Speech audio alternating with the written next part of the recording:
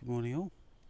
This video's got 3 sections. The first, circadian rhythm, because I don't think we can talk enough about circadian rhythm and the importance of optimizing circadian rhythm in order to function the best possible way you can. The second is about self-exploration, taking responsibility, and then the third is about sauna use and sauna etiquette. It's just my thoughts on certain sauna usage, because those of you that follow me understand that sauna use is an important part of my let's say healthy lifestyle regime, as it were. But anyway, let's start back on point number 1, about circadian rhythm. And the reason it's come up now and why I'm talking about it is because I've had three nights of disturbed sleep for one reason or another, and a lot of it was down to me. But again, it's that kind of thing where if you know about it, then you can decide whether the benefits outweigh the risks or the benefits outweigh the negatives, as it were. And that's always really important, to be as informed as possible, so you can personally judge whether the benefits outweigh the negatives. And for me, the benefits in this case of the disturbed circadian rhythm did outweigh the negatives. But what it reminded me of is how I feel, or how people feel when they have disrupted circadian rhythms. They don't go to sleep at the same time, they don't wake up at the same time, they wake up feeling fatigued, they wake up yawning, and they just generally feel crap. And so that's why I wanted to talk about it again today. So having good sleep hygiene, with the temperature, the darkness, the noise set to comfortable settings for you to allow you to get the good quality sleep is vitally important. Going to bed at the same time, waking up at the same time. And I've said it time and time again, whether if you are someone that is getting up at different times of the day every day, or you get up at a certain time during the week, but at the weekend you sleep much later, one of the reasons you feel so crap on the Monday is because your circadian rhythm can't find a rhythm. It's just your circadian pattern isn't a pattern, or it's a pattern of suboptimal, then try and recoup, suboptimal. And so if you change your Monday to Friday pattern in some way, shape or form, then you might be able to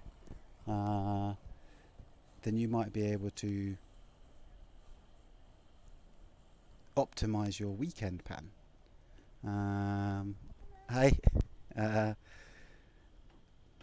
And that's something that you cannot overstate the importance of. And so it could be the simplest thing of like, okay, for this week I'm going to go to bed by 10:30, 11 o'clock. And I'm going to get into bed and I'm not going to look at my phone. I'm not going to look at my phone for the half an hour beforehand. I'm going to make sure that the temperature in my bedroom is cool enough for me to sleep. I'm going to practice some breathing things. So you can do all these things to help elevate the quality of your sleep, and therefore help. And then the next day you're going to wake up and you say, right, I'm going to wake up exactly the same time of day every day for 7 days. So regardless of whether it's a work day or a weekend, I'm going to wake up the same day.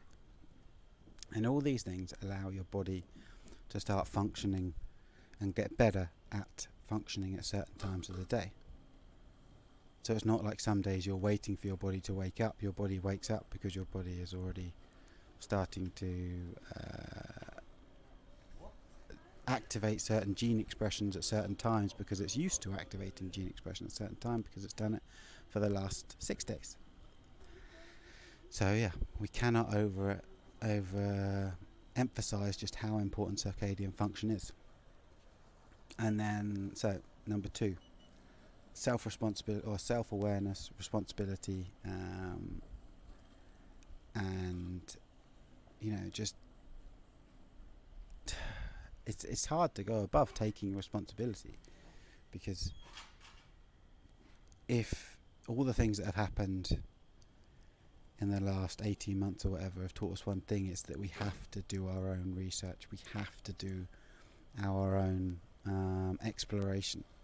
And so I was told that I needed my ankle fused, but I didn't want that. I would prefer to have a replacement, and at the time, and I'm still too young to have an ankle replacement, and so I had to find other things other than cortisone injections, other than other bits and bobs, and so that's how I found light, and through self-discovery, like reading and understanding, and it's the same with someone else I know. She's had a diagnosis, and it's about her discovering what there is out there, because not all of the stuff is right in front of your face. You have to go out there, you have to read, you have to discover, and you have to make an effort in order to find out certain things that aren't potentially obvious right away.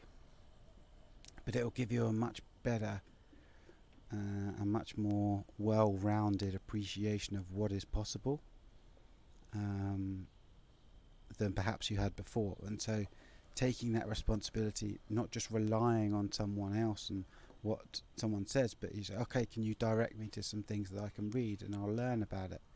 Yeah, it takes effort, yeah, it takes time, but it's worth it 100%. It's worth it. You might find some hidden gems, some things that really work for you. And then thirdly, sauna etiquette. We can leave that for another day. It was just something, as sauna usage is very important in my